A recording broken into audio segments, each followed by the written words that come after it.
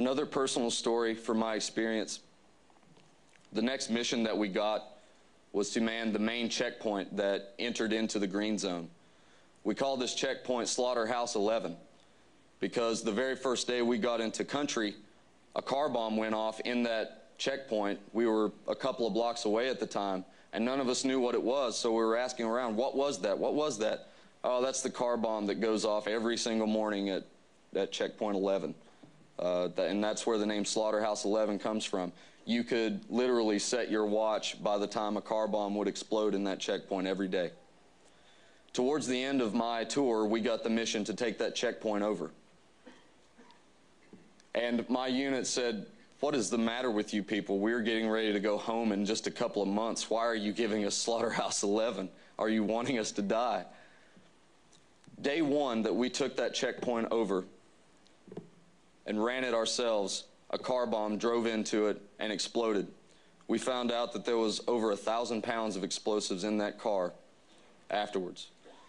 Luckily, it did not hurt any of my guys. My guys were able to find cover, and it didn't hurt them. But it killed untold numbers of Iraqi civilians in queue to come into the checkpoint and injured so many more.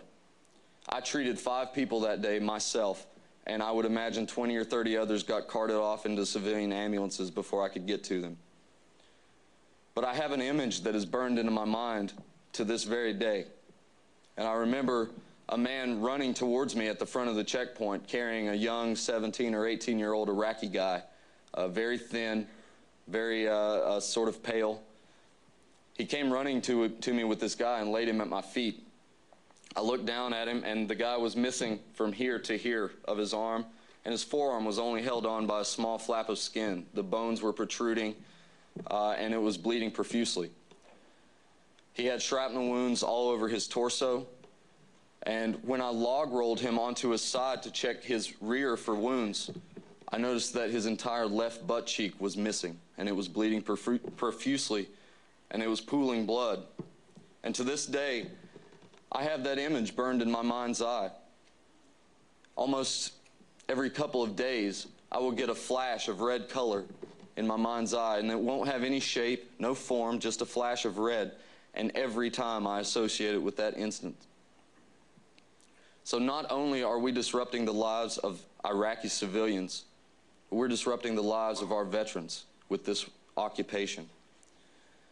You know, conservative statistics say that the majority of Iraqis support attacks against coalition forces. The majority of Iraqis support us leaving immediately, and the majority of Iraqis see us as the main contributors to the violence in Iraq.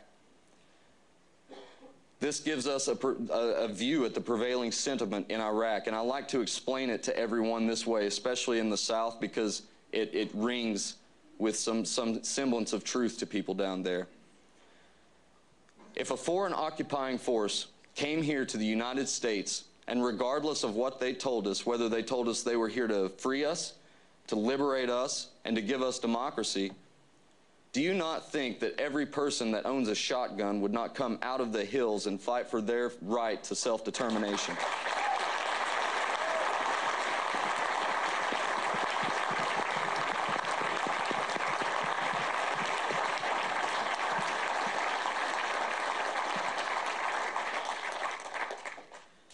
And I like to sum it up like this.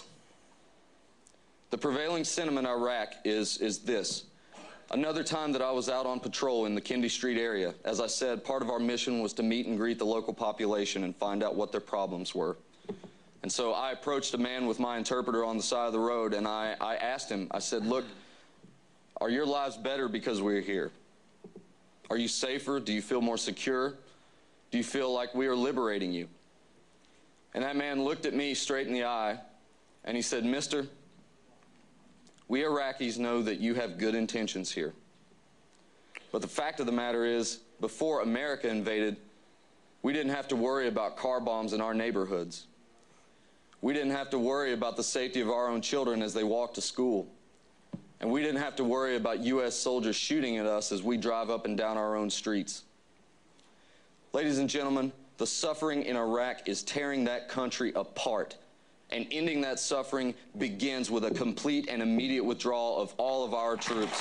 Thank you very much. Jason Hurd was with Tennessee's 278th Regimental Combat Team in Iraq.